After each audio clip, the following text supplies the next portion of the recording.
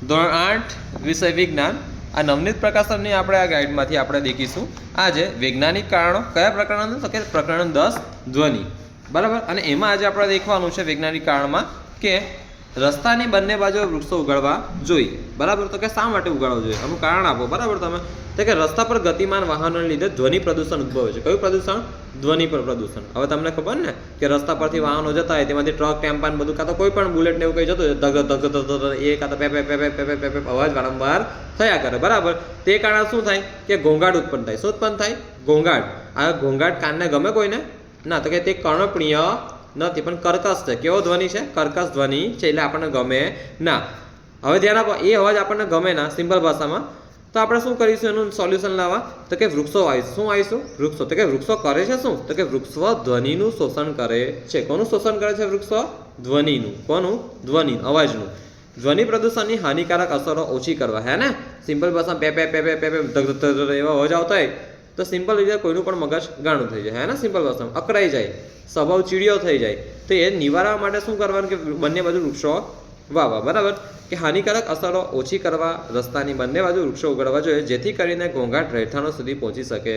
નહીં હે ને ઓકે ચાલો હવે આ ત્રીજું વૈજ્ઞાનિક કારણ આપણે દેખવાનું છે કે શૂન્યાવકાશમાં ધ્વનિ પ્રસરણ પામતો નથી શૂન્યાવકાશ એટલે એવો અવકાશ અથવા એવી જગ્યા શૂન્યાવકાશ એટલે એવી જગ્યા જ્યાં હવા નું અસ્તિત્વ નથી અસ્તિત્વ અથવા શું હાજરી નથી એટલે હવા શું છે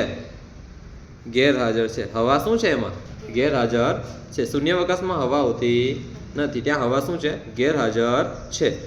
એટલે હવા નથી એટલે ઓક્સિજન બોક્સિજન બી કંઈ હોવાનું નહીં બરાબર ને હવાનું કોઈ પણ ના હોય oxygen carbon dioxide nitrogen hydrogen કંઈ નહીં હોય તો કે શૂન્યાવકાશમાં ધ્વનિ પ્રસરણ પામતો નથી કે ધ્વનિના પ્રસરણ માટે માધ્યમની આવશ્યકતા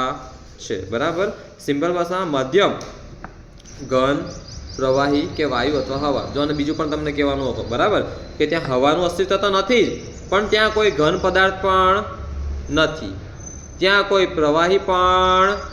નથી આ તમને કહેવાનું રહી ગયું તમને કીધું મેં અત્યારે બરાબર કે શૂન્યાવકાશ ધ્વનિના પ્રસરણ માટે મધ્યમની આવશ્યકતા છે સિમ્પલ ભાષામાં અને જો આ શૂન્યાવકાશમાં એકદમ સિમ્પલ ભાષામાં આપણે વાત કરીએ